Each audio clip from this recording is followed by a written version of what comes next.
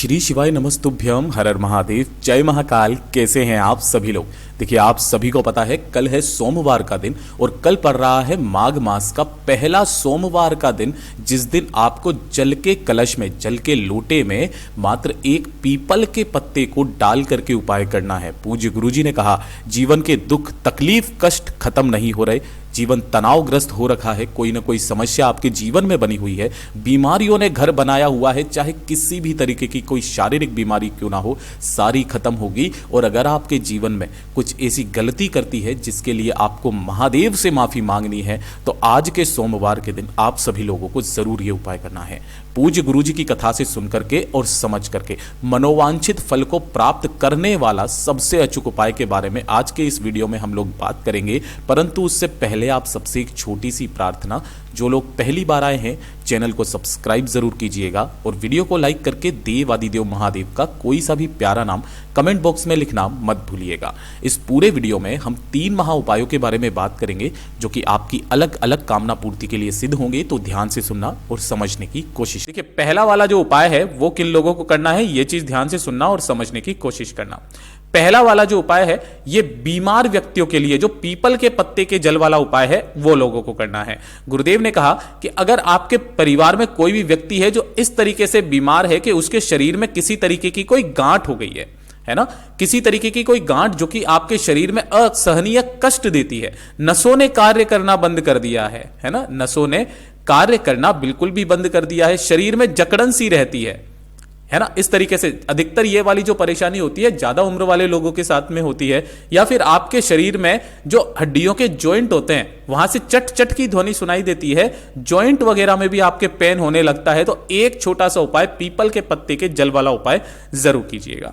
गुरुदेव ने कहा इस वाले उपाय के लिए आपको ज्यादा कुछ नहीं, अगर आप खुद कर सको तो खुद कर सकते हो, वरना आपके परिवार का कोई भी व्यक्ति आपके निमित्त जरूर कर सकता है।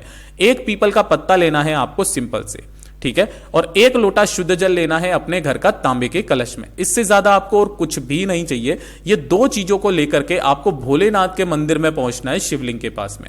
किसी भी समय चले जाना सोमवार के दिन। यहां पर आपको शिवलिंग के पीछे की तरफ खड़े होना है, जिससे आपका मुख उत्तर दिशा की तरफ में हो जाएगा, ठीक है। यहां पर खड़े होने के पश्चात देखिए, जब भी आप बीमारी के लिए कोई उपाय करते हैं ना, तो जल बाद में समर्पित किया जाता है। जो आपने एक पीपल का पत्ता लिया है, उस पीपल के पत्ते को बीमार व्यक्ति का नाम और गोत्र बोल करके, ध्यान रखना, नाम और गोत्र बोल करके, जो भी बीमार व्यक्ति है उसका नाम गोत्र बोल करके शिवलिंग के ठीक ऊपर आपको उस पीपल के पत्ते को समर्पित कर देना है। समर्पित कर देने के पश्चात 1 लोटा शुद्ध जल जो आपने लिया है, अपने दोनों हाथों में उस जल को पकड़ना, ठीक है, और दोनों हाथों में लेकर के श्री शिवाय नमस्तुभ्यम मंत्र का स्मरण करते हुए इस संपूर्ण जल को आपको इसी पीपल के पत्ते के ऊपर समर्पित करना है। किनके नाम से? आपको यहां पर हाटकेश्वर महादेव का स्मरण करना है। किनका? हाटकेश्वर महादेव के नाम से आपको इस संपूर्ण जल को शिवलिंग के ऊपर रखे हुए पीपल के पत्ते के ऊपर समर्पित कर देना है। जल को धीरे धीरे करके जब आप समर्पित करेंगे, तो जब जल समाप्त हो जाएगा, तो ये जो जलाधारी है, इस जलाधारी से जल को जितना रोक सको, यहां नीचे की तरफ जितना जल आकर के गिरे, उस जल को उसी कलश के अंदर आपको रोकना है। जितना जल रोक सको रोक लेना, और बाबा से विनती करके, कामना करके, जो ये एक पीपल का पत्ता आपने शिवलिंग के ऊपर समर्पित किया है, इसे उठा करके माता अशोक सुंदरी के स्थान से स्पर्श करा करके, ये जो कलश में आपने जल रोका था, इसी वाले कलश के अंदर आपको इस पीपल के पत्ते को डाल लेना है। बाबा से विनती और कामना करके इस पीपल के पत्ते को और इस जल को लेकर के आपको अपने घर पर चले आ जाना है।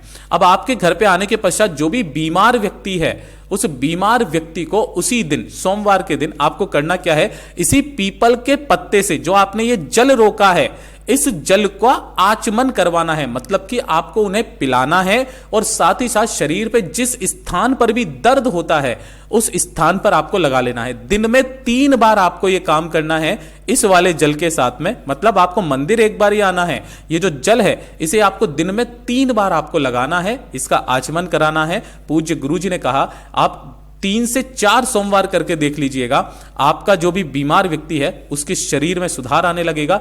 नसों ने कार्य करना बंद कर दिया है, जकड़न रहती है, मांसपेशियों का दर्द रहता है, वो सारी समस्याएं खत्म होगी।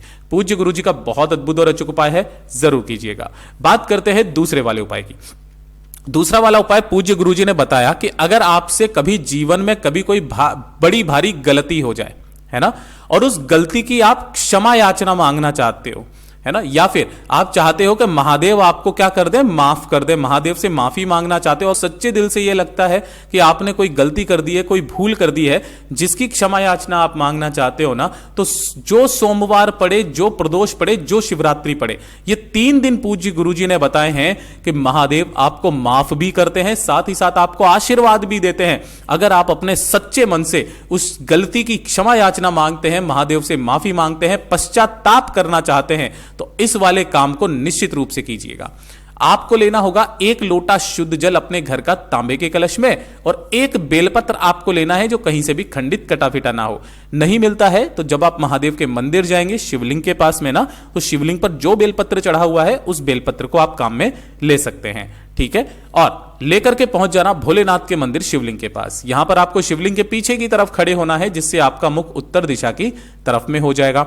अब आपके पास में जो एक बेलपत्र है, आप किस तरीके से समर्पित करते थे हमेशा कि डंडी रहती थी जलाधारी की तरफ, बीच वाली पत्ती का मुख रहता था आपकी तरफ। लेकिन जब आप यहां पर माफी मांगते हो, पश्चाताप करते हो, तब इस बेलपत्र को चढ़ाने का क्रम बदल जाता है। इस केस में जब आप इधर खड़े हुए हो तो डंडी आपके तरफ रहती है और जो बीच वाली पत्ती है वो रहती है आपसे विपरीत दिशा में। अपना नाम और गोत्र बोल करके यहां पर समर्पित कर देना। उसके पश्चात 1 लोटा शुद्ध जल जो आपने लिया है, उस 1 लोटे शुद्ध जल को दोनों हाथों में लेकर श्री शिवाय नमस्तुभ्यम मंत्र का स्मरण करते हुए अवधूतेश्वर महादेव के नाम से, किनके नाम से, अवधूतेश्वर महादेव के नाम से संपूर्ण जल को धीरे धीरे करके एक धारी से समर्पित कर देना। समर्पित कर देने के पश्चात आपने जो यहां पर बेलपत्र समर्पित किया है, इसी के ऊपर अपना दाहिना हाथ रखना और अपने हृदय की बात जो बाबा से आप माफी मांगने आए हो सच्चे मन से कह दीजिएगा। पूज्य गुरुजी ने कहा कि आप चाहे कैसी भी गलती कर दो, मेरा बाबा अगर आप सच्चे दिल से मांगोगे तो माफी जरूर देगा। पूज्य गुरुजी का बहुत अद्भुत और रोचक उपाय है, जरूर कीजिएगा। और अब बात करते हैं आज के इस वीडियो का सबसे आखिरी, सबसे अंतिम और सबसे अचूक उपाय, जो कि है तीसरे नंबर का उपाय कि अगर आपके जीवन में टेंशन बहुत ज्यादा चल रही है ना, तनाव कम होने का नाम ही नहीं ले रहे हैं, एक के बाद एक कष्ट, एक के बाद एक तकलीफ जीवन में आती चली जा रही है, कोई मनोकामना आपकी पूरी नहीं हो रही है, काफी समय से अगर आपकी कोई इच्छा अधूरी है, तो एक छोटा सा उपाय कर लीजिएगा। पूज्य गुरुजी ने कहा यह है नंगे पैर चलने वाला उपाय। 1 लोटा शुद्ध जल लेना अपने घर का तांबे के कलश में। इसी के साथ में मात्र आपको लेना होगा 1 शमी का पत्ता। कहां से तोड़ना है, यहां से तोड़ना। ये जो पूरा गोले में बनाया ये 1 शमी का पत्ता है। साथ ही साथ आपको लेने होंगे 7 चावल के दाने। कितने? 7 चावल के दाने आपको लेने हैं। ये भी कैसे होने चाहिए? अक्षत पूर्ण चावल के दाने होने चाहिए, खंडित या टूटा हुआ चावल का दाना ना हो। और साथ ही साथ आपको लेने होंगे 5 बेलपत्र। ठीक है, 1 शमी पत्र, 5 बेलपत्र और 7 चावल के दाने। इन तीनों चीजों के साथ में आपको 1 लोटे शुद्ध जल के साथ 1 दीपक आपको तैयार करना है। ठीक है, ये जो दीपक है चाहे आटे का करो चाहे मिट्टी का, लेकिन इसके अंदर आपको लगानी है गोल बाती और इसके अंदर भरना होगा आपको घी।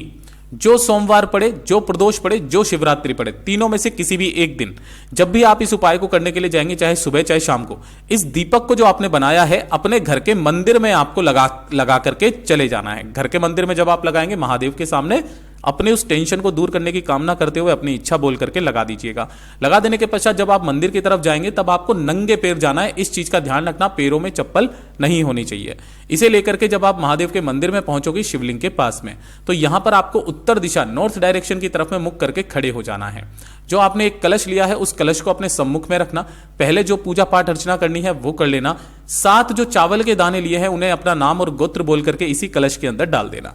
7 चावल डालने के पश्चात आपने जो यहां पर 1 शमी का पत्ता लिया है, उस 1 शमी के पत्ते को अपने जीवन के टेंशन, दुख, तकलीफ, कष्टों को खत्म करने की कामना करके 5 बेलपत्र आपको इसी कलश में अपनी मनोकामना कह करके डाल देना है। दोनों हाथों में आपको इस कलश को पकड़ना है और इस कलश के जल को आपको केवल और केवल शिवलिंग के ठीक ऊपर एक धारी से धीरे धीरे करके श्री शिवाय नमस्तुभ्यम मंत्र का स्मरण करते हुए कुंदकेश्वर महादेव के नाम से, किनके नाम से? कुंदकेश्वर महादेव के नाम से समर्पित कर दीजिएगा। एक धारी से धीरे धीरे करके जो भी जल जलाधारी से बह करके नीचे की तरफ आए, थोड़ा सा जल आपको अपने दाहिने हाथ की हथेली पर रोकना है, अपने दोनों नैनों पर अपनी कामना कह करके लगा लेना है और वापस घर की तरफ चले आ जाना है। घर में धन नहीं आ रहा तो इसी जल को ले जा करके घर की चौखट पर मात्र छींट देने से आपके घर में धन की आवक होना स्टार्ट हो जाती है। महाराज पूज्य गुरु जी के सभी उपाय बहुत ही ज्यादा खास और अद्भुत है, जरूर कीजिएगा। वीडियो पसंद आए तो लाइक जरूर करना, चैनल को सब्सक्राइब जरूर कीजिएगा। मैं आपसे मिलता हूं अगले वीडियो में, तब तक के लिए ओम नमः शिवाय, हर हर महादेव, जय महाकाल।